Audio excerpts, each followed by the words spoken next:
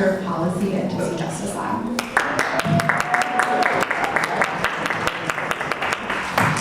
On behalf of our entire team and the incredible community of advocates you will hear from throughout today's events, I want to thank you for choosing to be here with us today.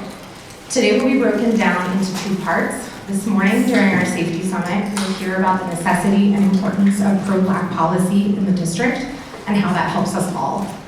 We intend for this to set the tone and give you a lens through which to engage with community advocates and their proposals during the afternoon's community safety fair starting at 1 p.m. We'll take a 30-minute break in between to give people time to get snacks and lunch and to move the wall. We'll ask you to move after. So at DC Justice Lab, we believe wholeheartedly that safety is about much more than just how we respond after a harm has occurred. We believe that valuing each and every one of our community members without exception and focusing on prevention is our best chance at building a thriving district in which people don't just feel safe, but actually are safe. We invite you to visit our website if you're interested in learning more about us, but today isn't about our organization. Today is about all of us coming together as a community and engaging directly with one another to imagine how we can co-create safety. More specifically, today is about the community members who participated in this year's Policy Training Academy and whose proposals you'll get the opportunity to learn and discuss. The Policy Training Academy is a week-long crash course in local policy advocacy. This program is our attempt to chip away at the gatekeeping of power and information that is all too common in the district. Participants learn how laws are passed, who has the power to do what, and how they can directly and effectively participate. Like last year, this year's participants are all survivors of past and ongoing state violence of all kinds, who worked incredibly hard to take in an immense amount of information and to develop proposals for you all to consider. We're thrilled for you to engage with the people and ideas we watched develop throughout the week. All of the proposals you see today will live on safeandfreedc.com. Safe and Free DC is a shared vision of a district that values everyone and focuses on community-rooted policy, self-determination, and an approach to safety that prioritizes addressing the root causes of harm. This collaboration with Harriet's Wildest Dreams and the National Reentry Network for Returning Citizens provides a platform to house the proposals of those with lived experience, and we encourage individuals and organizations to use it as a resource and work with the developers of the proposals to move them forward. We invite you to visit safeandfreedc.com to learn more and to sign on to show your support for this collective vision. Signing on does not obligate anyone to anything, but you will be added to a listserv to receive periodic updates and calls to action. And the more support we can build for this vision, the more we can show our elected officials that we want an approach to policymaking in the district that recognizes that our liberation is wrapped up in that of our neighbors. The idea that our safety and well-being is wrapped up in one another's is far from a new concept. As James Baldwin said decades ago, we have yet to understand that if I am starving, you are in danger. Well, people are literally and figuratively starving in the district and have been for generations. Yet the district's policy choices continue to prioritize The district's policy choices continue to reflect the prioritization of money and comfort for some at the expense of the well-being and survival of so many others. And we're all paying the very high and very predictable price. It is not possible to police, prosecute, or punish our way out of self-preservation. And if we do not meaningfully and sustainably invest in a community in which everyone is cared for and everyone's basic needs are met, we do so at our own peril. To say it plainly as possible, safety is not something we can force. It is a natural consequence of taking care of one another, especially the most vulnerable among us. Clean, permanent, affordable housing is violence prevention. Fully funding public education and recreation for the district's children is violence prevention. Funding access to various robust trauma-informed support options is violence prevention. Ensuring people eat every day is violence prevention. And creating processes that allow meaningful and accessible participation in self-governance, rather than simply checking a box after a public roundtable, is violence prevention. Today is a tiny peek into our neighbors' ideas for how to care for one another just a little bit better, and how to take a step toward a safer and freer district. Today is about renewing our hope and our excitement for what we could have if we stopped making decisions based mostly on fear. We sincerely hope you'll walk away with a broader perspective on public safety, examples of policy proposals developed by people with lived experience, a better understanding that none of us is truly safe unless we all are, and a burning desire to engage with your community to co-create a district in which we all can thrive. Thank you.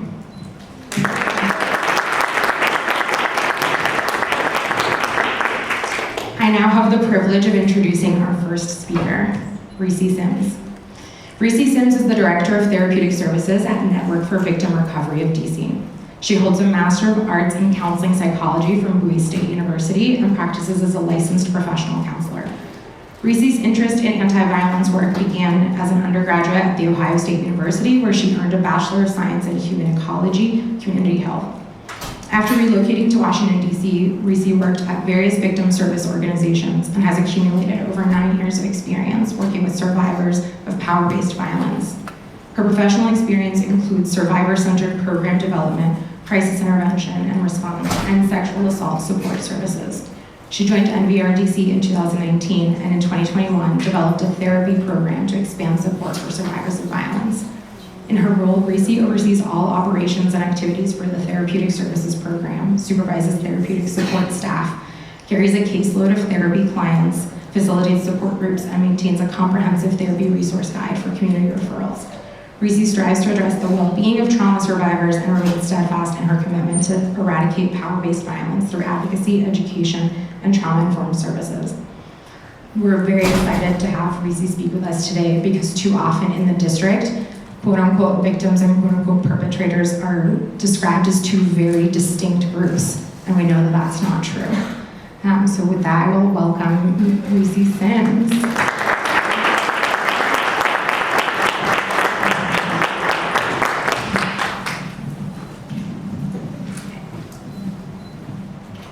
Thank you, Nikki, for that wonderful introduction. I am honored to be here and represent Network for Victim Recovery of DC in support of such an important call to action. NVRDC is a community-based organization that provides free, holistic, and trauma-informed advocacy, legal, and therapeutic services to survivors of any type of crime in the district. What makes NVRDC unique is our guiding philosophy of survivor-defined justice. That means we do not have an interpretation of a right or wrong way to respond after a crime. We believe that we empower our clients to define justice for themselves based on their own lived experiences. These self-proclaimed definitions of justice are increasingly existing beyond carceral desires and punitive responses to harm. In fact, the 2021 DC Police Reform Commission's listening sessions reported that many DC residents do not desire interaction with the criminal legal system and want alternatives to system-based options. If we consider societal risk factors for victimization, this should come at no surprise. Poverty, housing insecurity, and historical trauma like police brutality and profiling are risk factors for both becoming a victim of crime and enacting violence towards someone else. It seems like survivors understand that addressing symptoms of violence without considering the root causes is an ineffective approach. Victim and perpetrator are terms often used at opposite sides of the spectrum, and this creates an us versus them dynamic. When someone in our community is othered, punitive public safety measures are justified to hold them accountable. These measures come into effect with little input from the people who have actually experienced the harm. When considering public safety, it is crucial to understand the variety of factors that influence a culture of violence. Research has shown that an individual who has experienced traumatic events such as unstable housing, racism, or witnessing violence in the home or community between the ages of birth to 17 is more likely to experience burden of disease, distress, criminalization, and stigmatization later in life. There is a disruption to the brain's social, emotional, and cognitive development and holds long-term consequences for health risk behaviors. Children living at or below the poverty line are 5 times more likely to encounter traumatic events than those living in financially stable households. We know that DC residents in wards 5, 7, and 8 have the lowest median household incomes in the district, and we also know that residents in wards 5, 7, and 8 have the highest crime rates in the city. The economic health of the community has direct ties to its ability to maintain a safely functioning environment. And a safely functioning environment is needed to nurture a child's brain development, lessen their exposure to the traumatic events I mentioned before, and prevent the possibility of continuing cycles of violence. To the same degree, we cannot discuss public safety policy without addressing gentrification, because DC's gentrification has worsened social dynamics between public officials and longtime residents facing increased policing, cultural displacement, and lack of affordable housing. It holds meaning for the surges in crime that are happening, and it is the driving force behind poverty in the Black community. As more affluent white people move to DC for private college, internships, lobbying, and politics, Black residents are being displaced through evictions and rent increases. Coupled with higher cost of living, the unemployment rate for Black residents in DC is twice that of white residents, which makes it incredibly difficult to maintain housing in the area. Black residents are primarily pushed to east of the Anacostia River, and this concentrated area has the highest unemployment rate, leaving residents trapped in cycles of poverty and violence. This is what happens when you divest from a community. Tough on crime approaches do little to address the root causes and meet people's needs. This failure actually factors into the harm people experience or end up perpetuating and creates despair. DC residents want investments in trauma healing, less investments in carceral responses to crime, and to feel protected from harm. We want to address the root causes of violence because unlike what is considered the popular narrative, we care about our communities, and that does include those who engage in harm. When there exists a culture inclusive of public officials, community members, and families intervening early with love and compassion, the ripple effect of trauma and violence can be disrupted. If we want a safer district for everyone, we have to pour into the Black community, and we have to ensure that a thriving community is available for all. This is most possible through prevention strategies, and a collaborative preventative approach is what survivors of harm ask for. This looks like adopting protective factors to lessen the likelihood that children will face some of the traumatic experiences I mentioned before. It looks like a community where families have access to economic resources and financial assistance. It looks like an environment where families have access to competent medical and mental care, secure and stable housing, and appealing after-school programs. It looks like a place where residents feel connected to each other, are in the know about what's happening in their neighborhoods. Such a culture as this sets the foundation for a thriving community and one where violence is not tolerated nor accepted. Prevention is the best way to reduce harm overall. And in the words of Dr. Maya Angelou, when we unite in purpose, we are greater than the sum of our parts. So let's unite in purpose to advocate for a public safety that serves the residents of our city well. Thank you.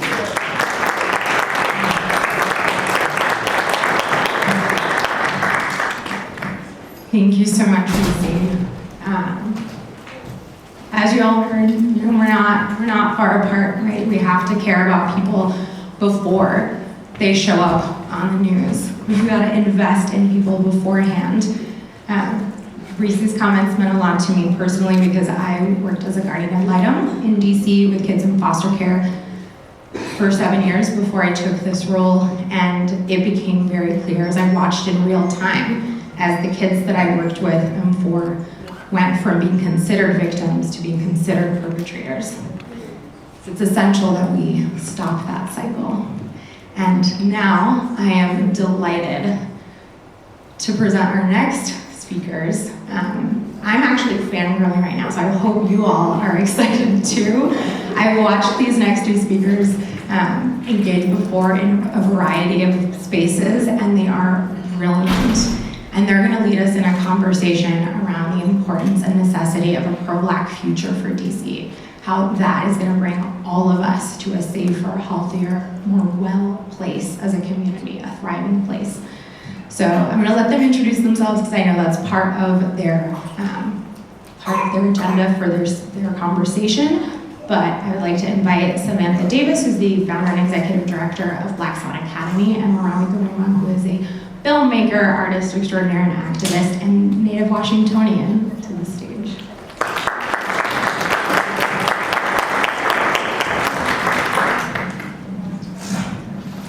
Is this picking me up? The one that I have on my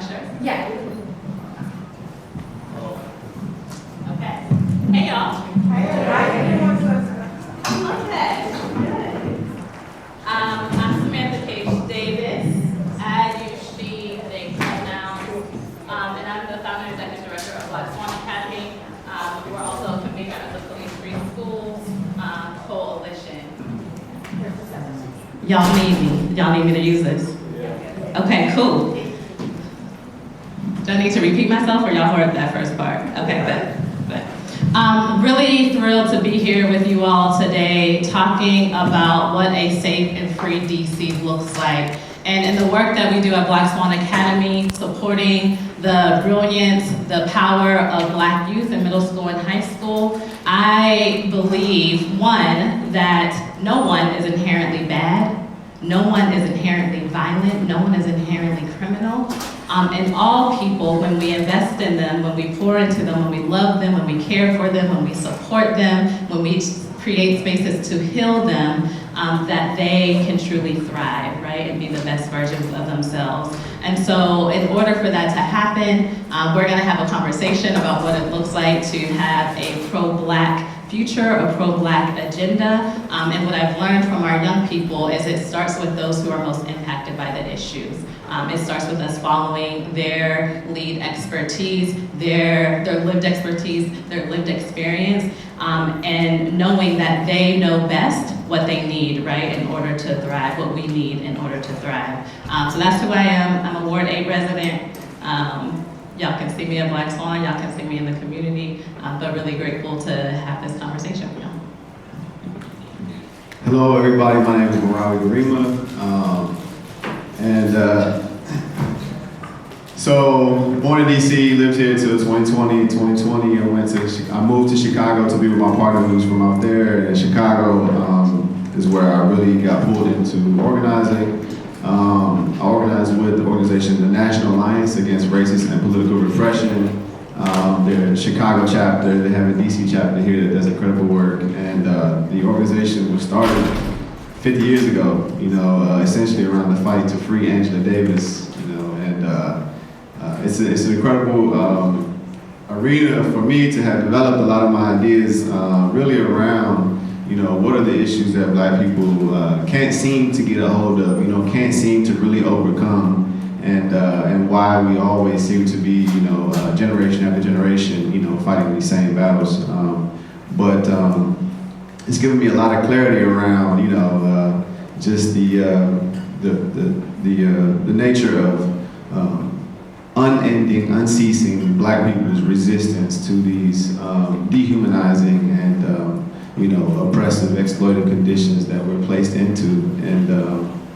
And so, yeah, I'm very excited to be here because it's very clear to me that everybody here is also on the same page from what I've seen, the preview outside. It's very clear that, we're all thinking along the same lines. And so I'm looking forward to the conversation. Would love to just create space to define. We've been saying pro-Black agenda. We've been saying a pro-Black future. Would love to just talk about what that looks like to you. What does it look like? What does it feel like? How do you know when we're there? And if you can also connect that to your work that you're currently living and doing, how is that connected to that pro-Black future? Yeah, I mean, pro-Black to me is simple. It's Black self-determination. It's us determining, our own destinies without any white or Black intermediaries. And I think that in DC it's this super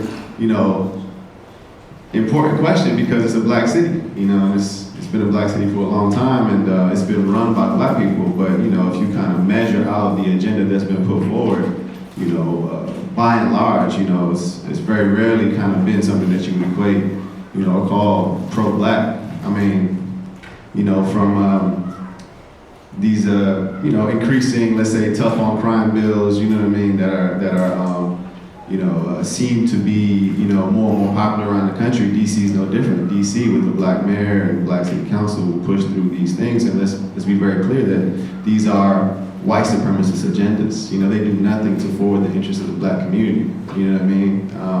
As we've heard, they put us in a position for increased exploitation, increased crime, increased, brutalization by the police.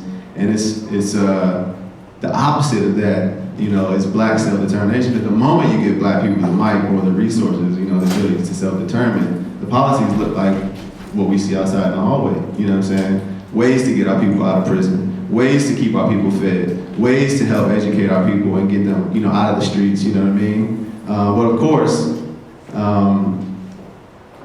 the missing piece is that none of those tactics, none of those strategies that we generate when we have the power are money-making tactics and strategies. You can't make money on keeping people out of prison. You know what I mean? You can't make money off making sure everybody's housed. You can't make money off of, holding the police accountable. You know what I mean? In fact, when you go to these cases where they brutalize people, you're set to lose a lot of money. Like in Chicago, it's lost at least $1 billion paying out, families of those who've been wrongfully convicted. You know what I'm saying? Held in prison for decades. In the wrongful conviction capital of the United States, and DC is not too far behind. And so, to me, the absolute urgency and necessity of Black people claiming that, that power over their own agenda, in a way that doesn't answer to, the ruling class, the white ruling class, like, DC politicians or politicians in general tend to do, because that's at the end of the day what makes these policies so racist, is that they're set in place to hold this arrangement in place, which is predicated on the continued exploitation of Black people. You know what I'm saying? To hold us in the position which is bent on making us as exploitable as possible, continuously, because the country was built on that and has ascended to world domination on that. Yeah, I think it's interesting hearing you use language such as like white supremacy and oppression in a city that is known for chocolate city. I saw a statistic out there in the 70s, we were 71% Black, now we're about 43% Black as a population, right? And so how can this level of oppression, how can this level of violence, whether it's from the state or within the community, how can that exist in a Black city, in a majority Black city, right? And I name that to say, when we talk about what pro-Black is, and differentiating from Black-led or majority Black is really important. And for me, pro-Black, one takes an intersectional lens. It's what Black people are we talking about?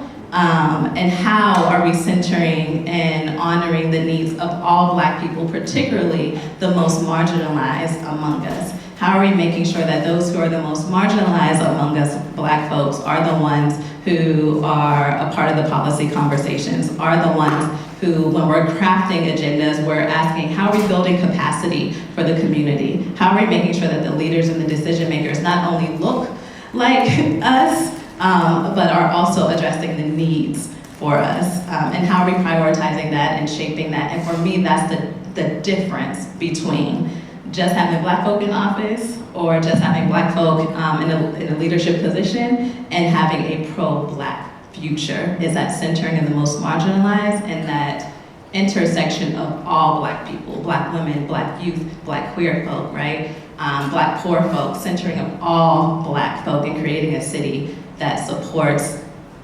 from the most marginalized. Yeah, I mean, when I say Black people, I mean specifically working class Black people. And, Black people, 90% of Black people are working class. You know what I'm saying? It's apparently just a working class population if you kind of look at all these statistics. And I think generally, there's a lot of money to be made in selling Black people down the river. You know what I mean? And there always has been. So I think that's, my short answer to how we kind of got here. I think, to how do we get out of here? Again, it's kind of this kind of collective action, which we kind of see the seeds of here, which is to say that we have to organize our way out of this. We have to fight to create policies, legislation that, free our ability to fight further, you know what I mean? And we have to have people and organizations in the street making sure that those policies are enforced, and passed in the first place, because what is legislation without a movement behind it to make sure, it happens? But I'll say though, in terms of the obstacle to that, because this is nothing new, Black people have known this from day one, but the obstacle since day one has certainly been just the fact that, of course, like I said, we're in this situation that's, predicated on our exploitation, and so we fight to expand our democratic rights in every sector: housing, education, voting, food, healthcare, etc. But every one of those fights is essentially pushing against the logic of the system. You know what I'm saying? It's pushing against the system's ability to survive on our backs. And so the police stand there, by necessity, between us, restricting our ability to fight, restricting our ability to organize for greater and greater democratic, rights. And so to me, it's like to say that, yes, all these things are things that we have to fight for, and our ability to fight for all these things that have been stated out there is restricted by the police.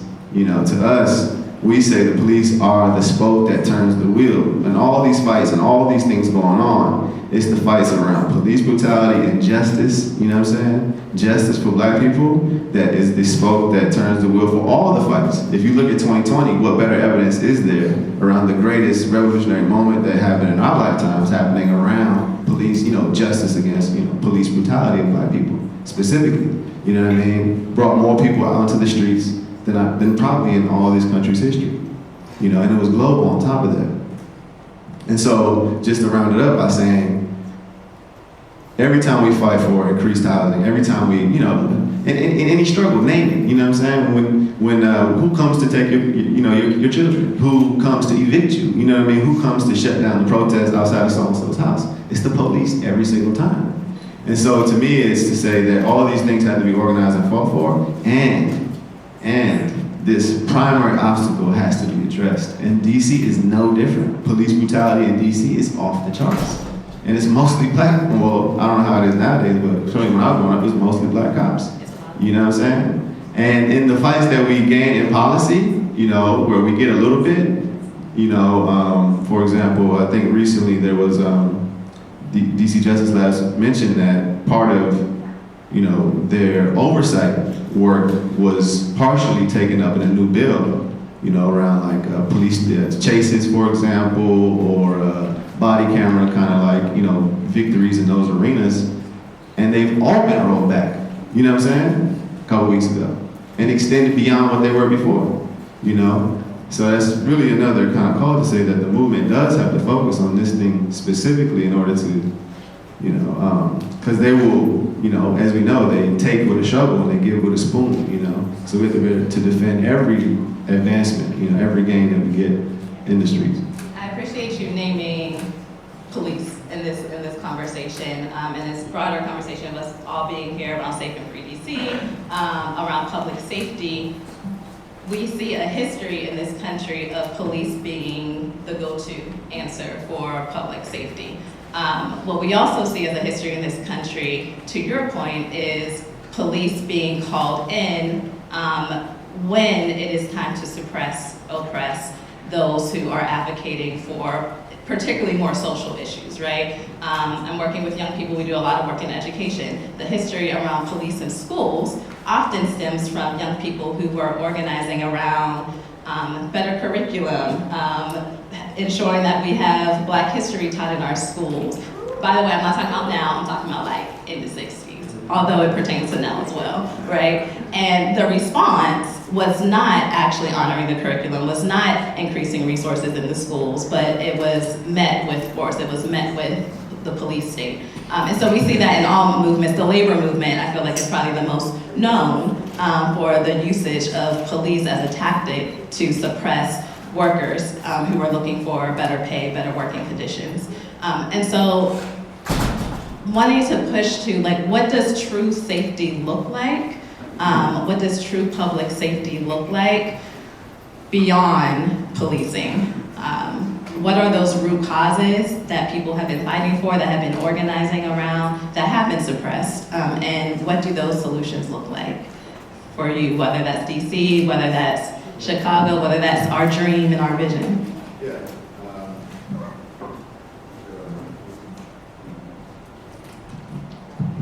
I bet. Yeah, I mean, it's certainly not what politicians put out around law and order, tough on crime kind of bills. That's essentially just bills that are, these kind of ruling class elements saying, keep those black people in check. You know what I'm saying? That's that type of legislation, you know, that the mayor and the city council can get behind. And so to me, the answer is essentially activities, you know, mass activities that people get behind to say, no, we want to have a say in the police situation. We want to have a say in public safety, you know? And I think that like in Chicago, the way it's expressed itself in 2020, you know, and again, you know, the organization that's involved in it, we could take it back 50 years ago, you know, to the Black Panthers, who essentially were saying, well, let's have community control of the police, where the community says how we're policed, who polices us, and how our communities are policed. And then that turned into a whole fight to get police district councils all over the city. They didn't have the mass movement behind it. They didn't have the fuel required, you know, for such a massive kind of undertaking until 2020.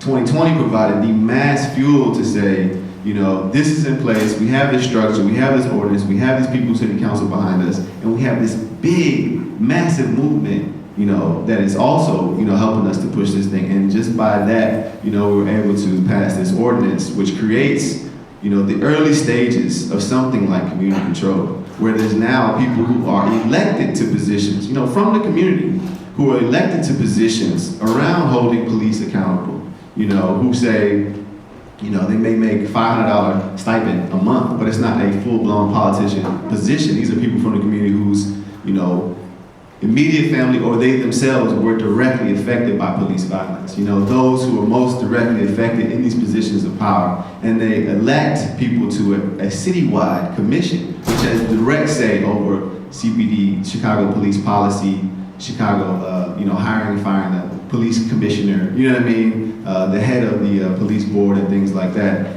And there's still gains to be fought for around concrete control over CPD budget and CPD contracts, you know, their union contracts. But these are all things that are now possible for, like, you know, and this movement behind it is strong enough to fight for these things. In DC, we have this, what they call it, the Office of Police Complaints. They have the Police Complaint Board, which appoints the head to the Office of Police Complaints. And it's funny, I was reading there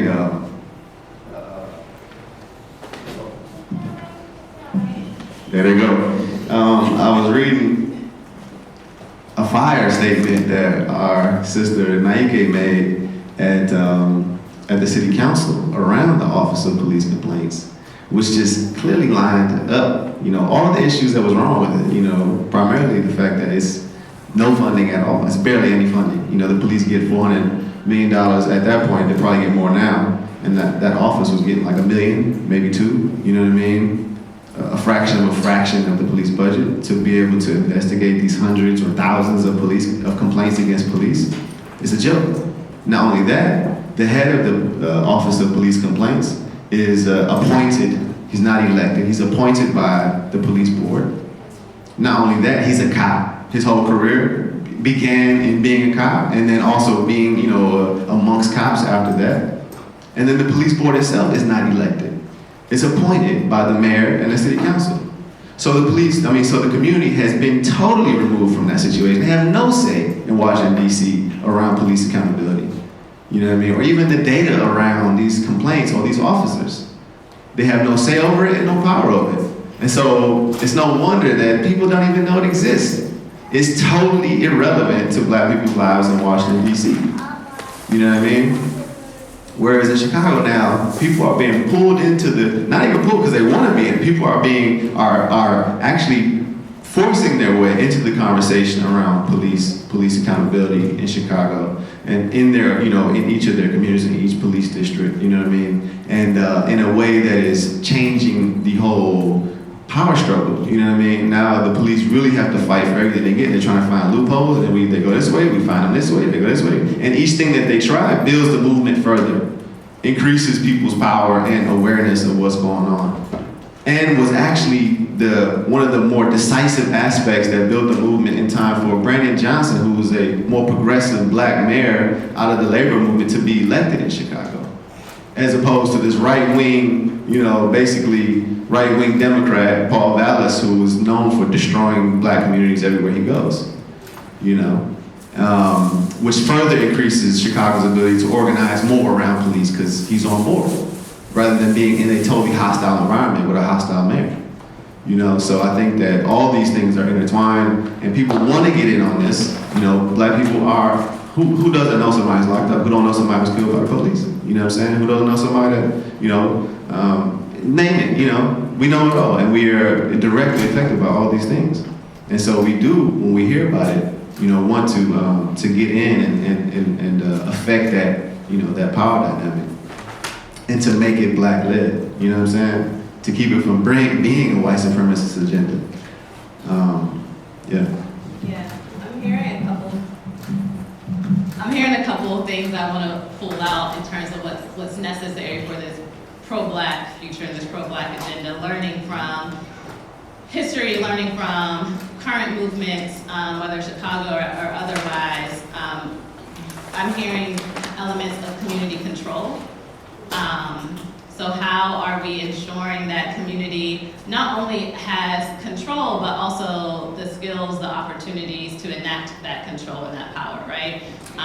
Alongside of that, a decrease in police power, which would equate to what type of laws are we creating, what type of accountability systems do we have in place.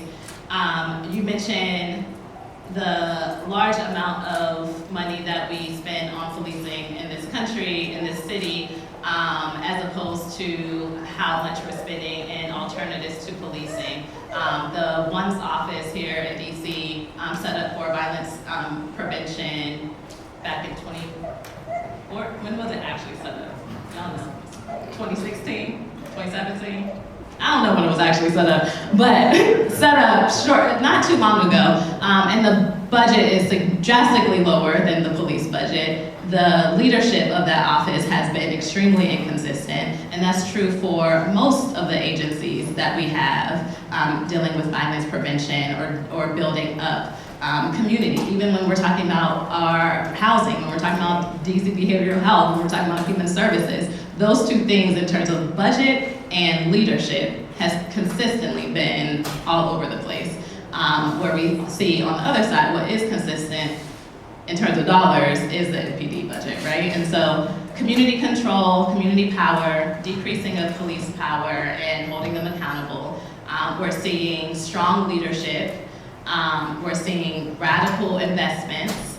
And we're hearing root causes, getting at the roots of what's needed. You mentioned Angela Davis earlier, and oftentimes when I use the word radical, which I do often, I like to pull to Angela Davis, who says radical simply means grasping at the root. That's all we're talking about, y'all, is why are these things existing in the first place? Why is violence happening in our community in the first place? Why is houselessness and housing instability? Why is mental health a crisis right now, right? And what is needed? What do we need to invest in? What do we need to create? What do we need to build in order for those things to be in control of the community, in order for our community to be able to keep each other safe, for us to be able to meet the needs of one another, like we're seeing on all of these ideas and policy proposals outside. Feel free to comment on that, and thinking about what the community needs to keep us safe. How are we caring for one another? Oftentimes a part of public safety that I feel like isn't talked about enough is the reality of the healing and the trauma that is around the nature of public safety, right, in the first place. And how are we addressing the trauma in DC, working with young people? I feel like violence is normalized. Loss, grief is normalized, it's kind of pushed away. And so what role does addressing trauma, what role does healing play in public safety? And what could that look like in a pro-Black future? Yeah, it's a hell of a question, but I love it because let's just start with the root cause. You know, the system's not broken; it's working exactly as it needs to. You know, to function, and the function is to help them make money off of us. You know what I'm saying? And they are getting rich. You know, we are in the richest country in the United States because the system is working so perfectly.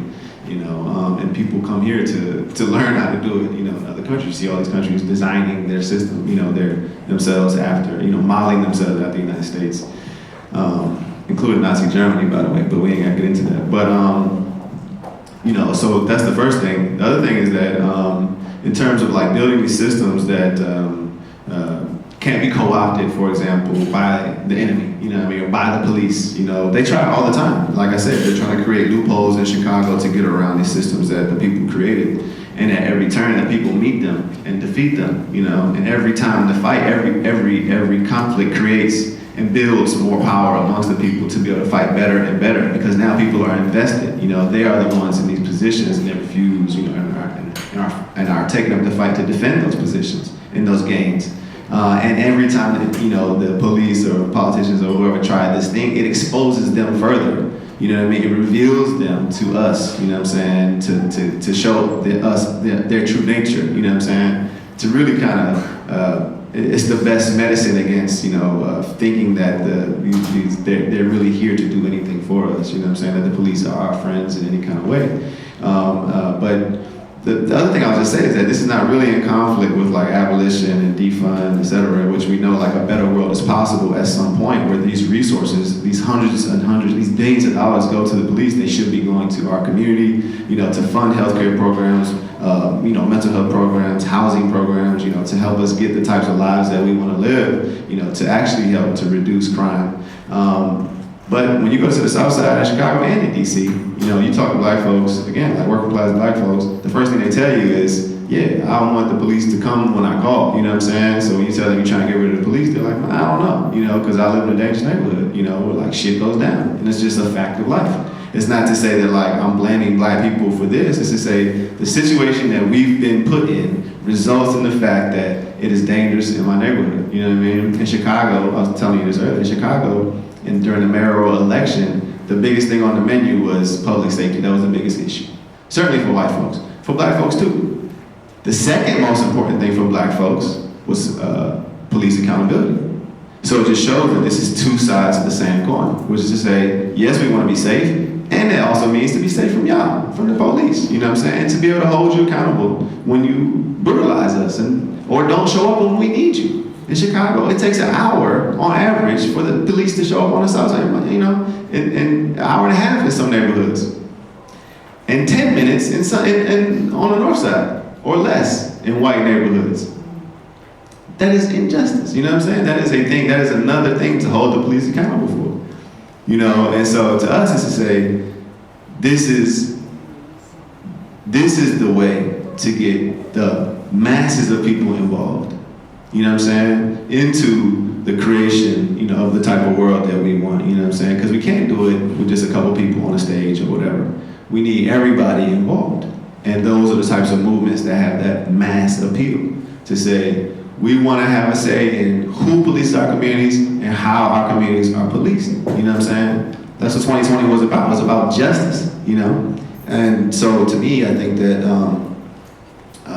these movements work well together, to say, let's take that money and put it elsewhere. But I'll also just say that like this doesn't happen, overnight. It happens through day after day, interaction with people, massive political education campaigns, for months and months at a time. Helping people to understand, because people are caught up trying to live on a day-to-day basis to pay rent, at work, and then home, taking care of their kids, etc. And so for the people who have that extra time to come bring that information to them in a way that's easy for them to, easily access, because the government's not going to do it. So these massive political education campaigns that arms people with the information that they need to be, their own, to activate their history-making capacity. To say that, okay, I understand now, and this is how I get involved. Say less, because black people don't need much, just information. And that's the built-in defense against these mechanisms of being taken over by people who would do us wrong. It's to say, no, we're involved, and we're fighting. And it's an endless fight to get the win, the victory, and then to defend it endlessly, extending it, You know, in Chicago, we don't call it, you know, power, we call it a pinch of power. You know, what we got that we want to use to build more. I'm looking at, we're at time. Just want to close the conversation to thank all of you all. And when we're thinking about this Safe and Free DC, when we're thinking about what's necessary for a pro-Black future, for me, a couple things just to leave with is, if I could summarize what's necessary, is centering the marginalized community, centering the most marginalized in that work, ensuring that those who are impacted are not just at the table, right, but that shit is built for them, right? And by them, for them, and by them. Thanks y'all. Y'all know what I was saying, picked up what I was putting down. That we are radically investing in that work and building capacity, right? I can talk about my neighborhood right now, right? There's an uncle down the street that takes out everyone's garbage trash every single week. There's cousins that come out anytime there's a beef and that they need to de-escalate. There's a grandma that sits on the porch right across the street from me that knows every single thing that is happening and knows when I'm coming in the house and when I'm leaving. I don't really like that part, but it's cool, right? That is what community is. That is what a pro-Black future looks like. And it's right on my block, right? That's the micro level that exists. And so how are we radically investing in building the capacity for that to be possible all over DC, all over the country? And at the same time, how are we centering healing and joy throughout all of that? Because it's not fun, it's not easy, and it's not happening today. And I'll just close by saying, what's more healing than taking back your humanity from the people who have taken it from you?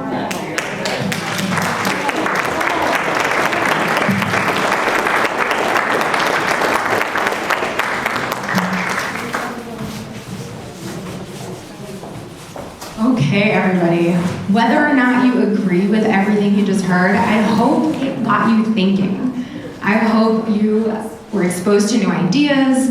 Again, whether or not you disagree, but I hope you engage with them and let them maybe challenge your assumptions. What really bothers me, what I struggle with a lot of the time, is that we make the assumption that how things have been are that how things have to be and how they will always be. And that's not true.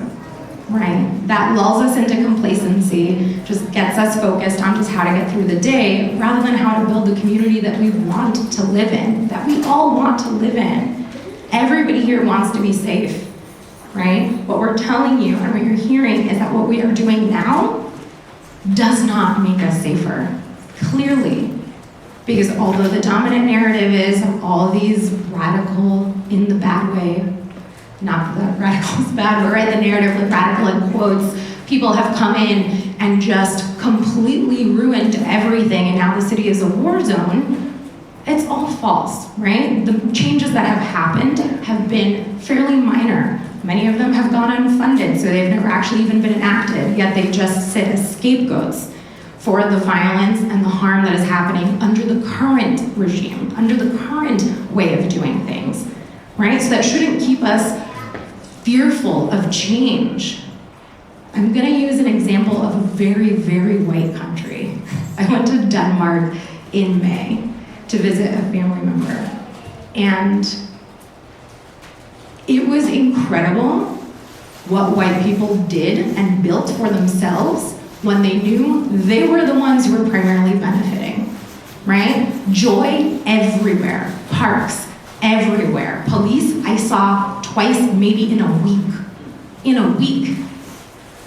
Every apartment had balconies because outdoor space was important. Every park had playgrounds for kids. All the food was organic. It was very obvious that they cared enough about themselves and one another that they wanted people to do more than exist and survive. They wanted people to thrive. They leave their babies in strollers outside of the cafes when they go inside. And when I asked my cousin's wife how you could even, I've represented children whose parents did less than that, or something very different than that, right? Here, that would be considered neglect. You leave your child unattended, an infant, in public. There, they asked me where I was from, because clearly I had the problem, and who would hurt a baby? Who would cause harm, right? They walked inside, not within eyesight of their children, because they knew that this was a community where they cared about one another, and nobody was gonna intentionally cause another harm. There is no reason we can't have that for Black people, built by, with Black people, other than white supremacy. There just isn't. So I want us to just be uncomfortable and just think about these ideas, right? Think about what we could have if we weren't so afraid of what others will have, what others will benefit from, because we're all denying ourselves the benefits that we're denying others in various ways. If you don't feel safe, it's because your neighbor's not safe. And if you don't care about your neighbor's safety, then you don't really care that much about your own. With that, I will get off my pulpit and introduce our next incredible speaker. Ms. Frankie participated in our Policy Training Academy last year. She's a member of Harriet's Wildest Dreams, and she's here to give you an update, a brief one, about her proposal from last year.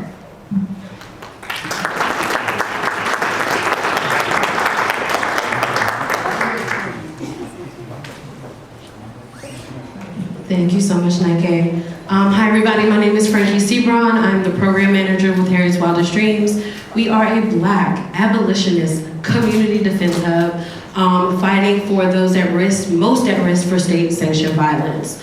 In July of last year, the Council of DC passed emergency legislation that contained a couple of different provisions, but what really stuck out to me was the expansion of pretrial detention. I attended policy school with 12 of my other fellow DC natives, directly impacted folks, and the Detention is Not Prevention mini campaign was born in that room. I knew that through my work at Court Watch, this was something that was going to directly impact what we were seeing in the courts. When you hold somebody pretrial, what happens is you really exacerbate all of those things that cause them to end up in that place in the first place. They lose their housing, they lose their family, they lose their job. If they are taking care of elderly people and children, you are at risk of so many other things when you decide to put people in a cage. And detention is not prevention.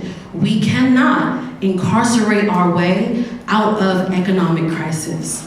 And so what that emergency legislation did was expand pretrial detention, meaning more people were going to end up caged. So through policy school and through the amazing week packed of information about everything that you know to be an advocate, to be an ally to your community, we hit the ground running. My proposal was, do not expand pretrial detention. It does not work. And so from there, we did a teach-in, the most important thing that we did with Court Watch is that we collected data. And through those months, we watched the courts for 30 days straight, every single day. And what our data showed was that pretrial detention actually increased the disparity of people who were seen before the judge. Prior to the emergency legislation being enacted, that ratio was for every one white person seen, 11 Black people were seen. Post-emergency legislation, that ratio jumped to 1 to 17. And so just from our own Court Watch data, that's what we saw. Now fast forward from the emergency legislation, here we are now fighting against the Secure DC Omnibus. So I want y'all to think about where we started in July to where we are now. So where this idea started and where we are now, we are still fighting against the expansion of pretrial detention, but we had a really big win on Tuesday. On Tuesday, there was an amendment put that does not make this permanent legislation, y'all. what they're going to do now is, because it is already enacted for the rest of the year, we're gonna wait. We're gonna get more data. We're going to see what the impact truly is before making this very harmful thing permanent law. And we're gonna continue fighting against pretrial detention. And yeah, that's where we are.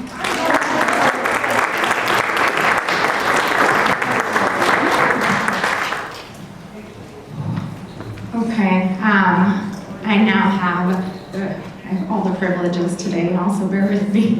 Our next update is going to come from Travis Register, who works at the National Reentry Network, to give you an update on his proposal from last year.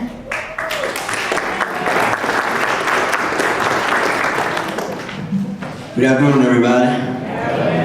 My name is Travis Register. I'm a returning citizen. I just recently, not recently, but next week will be a year since I've been home. Came home on Valentine's Day. Thank you. I'm with the National Reentry Network for Returning Citizens, and I was offered that job a week after I came home. And with this job, I'm dealing with returning citizens every day. And a lot of the men and women who come home, they don't have a place to stay. And we offer housing to a limited amount of men and women who come home. We only have 50 beds through summer. And just going around the city, I see a lot of vacant buildings, whether it be apartment buildings, whether it be businesses or even storefronts. And I see the mayor, she's erecting buildings every day, but there's nothing is geared toward returning citizens. Nothing is geared towards the homeless. And I've seen a couple stats that saying, or percentages that saying that 57% of the people who are homeless in DC were also incarcerated. 2,300 people who came home last year, 3 out of 5 of them were homeless. I had a life sentence. I came home off the island, which is the Incarceration Reduction Amendment Act. So I thought I was gonna be in prison the rest of my life. But when I came home, so many people had died off. In order to come back to DC, I was gonna be homeless. So the feeling of being homeless is like, okay, where am I gonna go? What am I gonna do? Before I can even think about getting a job, I gotta think about a home. So we came across, we came to the training last year. Me and my co-worker, she's not with us anymore. She's not dead, she just, got this job. Shot of a heart, wasn't it? Maybe that could, But we came up with a second chance, a successful second chance. And it's geared toward returning citizens coming home, and they will actually have a place to stay before they come home. And they will be rent-free for a year. They will have a grace period for 30 days where they can get their mind right, do some wraparound services, establish a bank account, and get life skills and coaching, to actually be acclimated back into society. So we looked up a DOPA Act.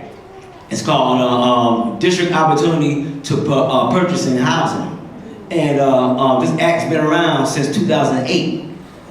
No rules or instructions have been put in place for how to use it until 2018.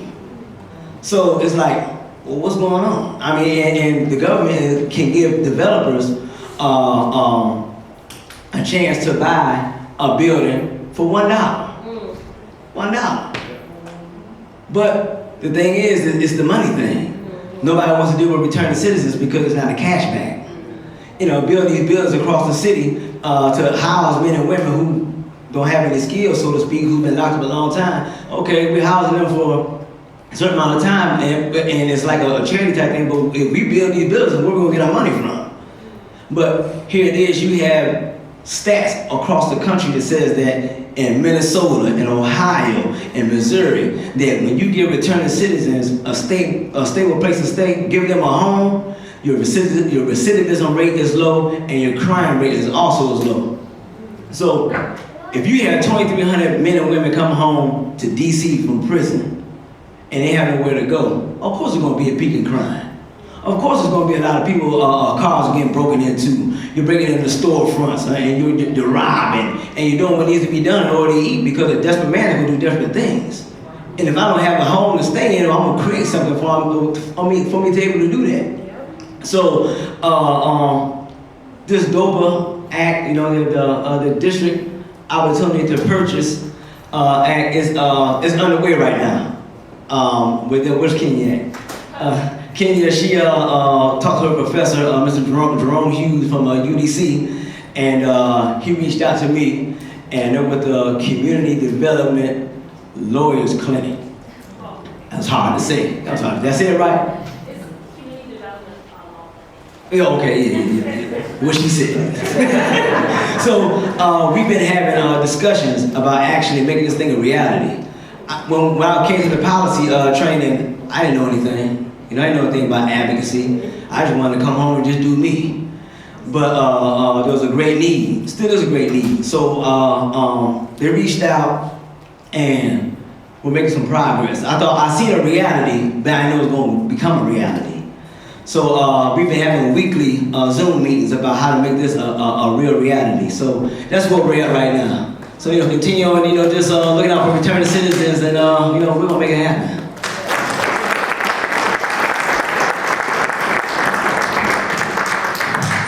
Okay, everybody. That actually, I'm amazed we're on time to end at 12:30. I wanted to open it up if anybody had any questions for anybody that you saw speak this morning. Don't be shy. Everybody who works with me knows I'm bad at silence, so I will. Hi everyone, my name is Ebony Payne. I'm a Ward 7 DC Council candidate and the current ANC Commissioner for Human Work. I actually had a question for Harriet Stream about pretrial detention. I understand that that can be very damaging long-term to people, but I was just wondering, how do you deal with violent offenses and if that ever factors into your advocacy work? So yes, what folks should know is that jail itself is a traumatizing event. And so when you decide to incarcerate a person, all it does is it exacerbates those same harms. And so if we want true solutions to safety, it's never going to be to put a person in a cage. Jails don't rehabilitate. And so at its core, it's already rotten. Anyone else? I know you didn't immediately agree with everything you heard, so. No. Sorry, that is on me. Okay.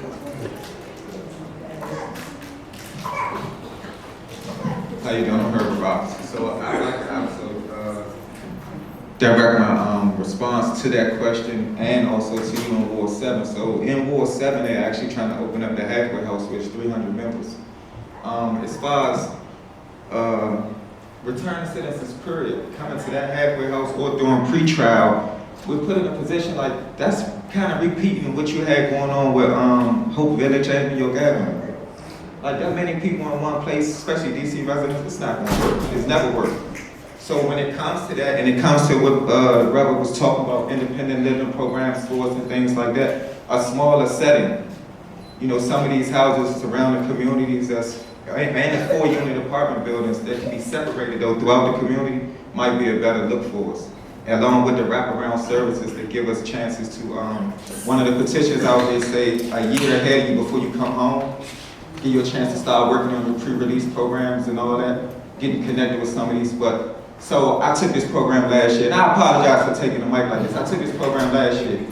My petition was the 500-mile rule. The First Step Act stops us from getting, we don't supposed to be outside of 500 miles away from DC. It's over 45% of us are. And with being over that 500 miles, you got programs like Georgetown that has the JPI, PGI, legal programs, and the Pivot program that offers us different opportunities to grow and be able to come back to this community and be somebody. We don't get this offer because we over 500 miles away. When is DC gonna bring us back home? So we're running for that position, and Ward 7 has the space and it has a lot of opportunities for us, especially even a lot of us being returning citizens. You got space for candidates. Now I know everybody here might not agree with that, but it's legal. It's no growers in DC, we don't have no way to grow. But you got the buildings over there. That 300-man building could be something that grow marijuana for returning citizens. It's actually something that can be done, a transferable skill for those that went in for drug crimes or attached to violent crimes that did them years. This is what they know. Why not put them in a position to do what they know so they can better what they got going on and accommodate themselves back in the community?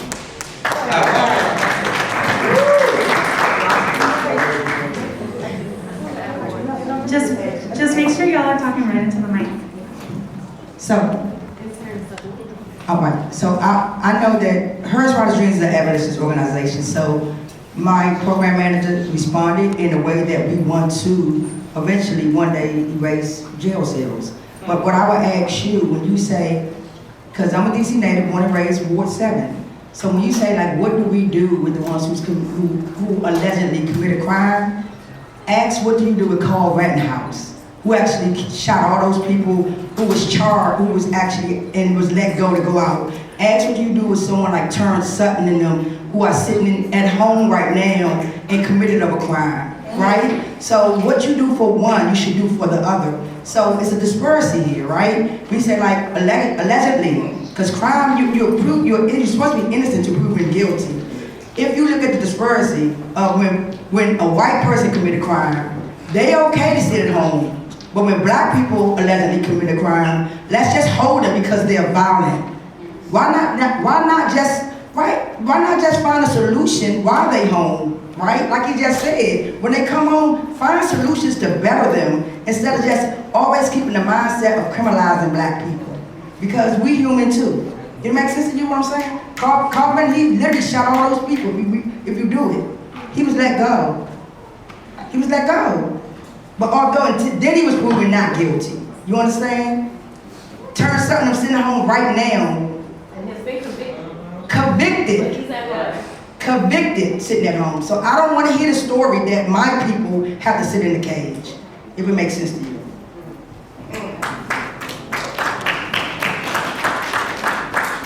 I think we have time for maybe a couple more questions if anybody has. So my question is for you, sir. I really appreciate your context in saying how when America is working optimally at this time because of the business that it stands in.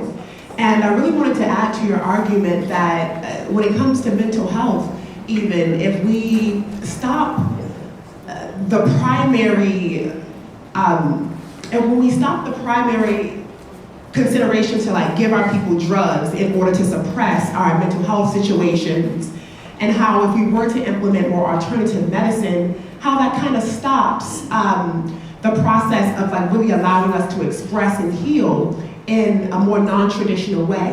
What would you say about creating a more pro-Black community and allowing practitioners who practice yoga, art therapy, music therapy, in order to kind of expand the opportunities? And that's covered under like Medicaid or like low income health insurance companies or consideration. So when I'm thinking about actually improving the opportunities for Black people being able to make money and be compensated for these amazing and powerful skills that are ancestral, would you agree that that would increase the pro-Black space in offering alternative care?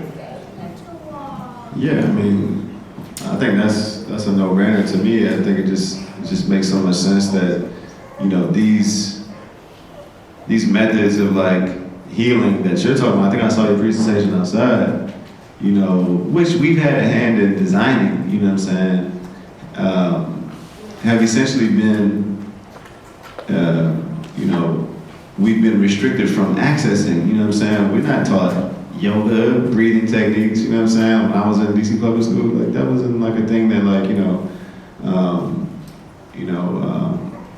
I was even, you know, it's, in fact, it's something that's, what's the word?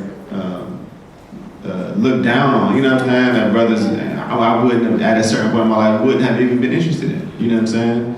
But can very clearly help you in your own kind of like, you know, emotional kind of regulation and, you know, dealing with stressful situations and stuff like that. So absolutely, and I think all those things are kind of what I was saying earlier, just about like the moment Black people start to be able to, you know, discuss their issues and the solutions to their issues, you get all kinds of, you know, Black people know how to, you know, bring about the solutions that they need, you know. And also I'll just say in terms of mental health, like, you know, it's no wonder, you know, that there's so much unaddressed mental health issues in the Black community, you know what I mean? Just living in a world which is just like literally, you know, keeping you from reaching a fraction of your full potential, you know what I'm saying? To know that you have so much to offer, but are reduced to essentially just a cog in the wheel, you know?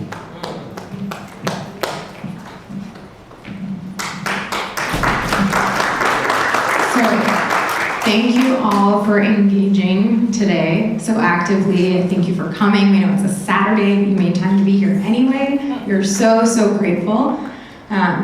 We invite you to, once our fearless leader comes and joins us, Patrice, Sulton, the Executive Director of DC Justice Lab, she's gonna close us out. You'll have a 30-minute break where we're gonna ask you either to go help yourself to some snacks, and refreshments. There are some poster boards outside with prompts as well. We invite you to answer those questions while we just open the door or the wall and the space so that we can have a really nice open space for y'all to speak to all of the participants from this year and to have conversations you can actually hear. So with that, I'll invite Patrice.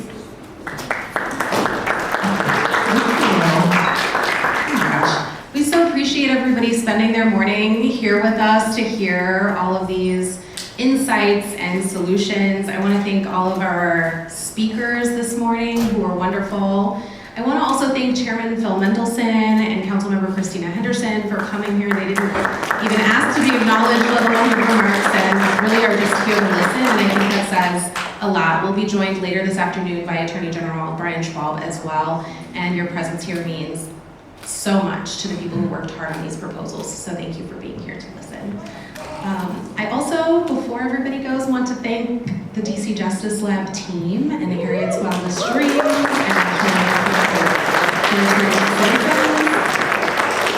Every single member of our team worked very hard putting together the curriculum for our Policy Training Academy. It is one of our favorite things that we have done so far, and I hope that this morning and this afternoon make obvious why that is. And I especially want to thank Maike Sabane, who really masterminds the entire week, and Maya, who puts together our events. And if you see anyone else from the DC Justice Lab team, please thank them. Every single person worked very hard on this, on researching these proposals, on designing the one-pagers. Please grab the one-pagers that you see during the fair. And with that, just thank you all again for your time and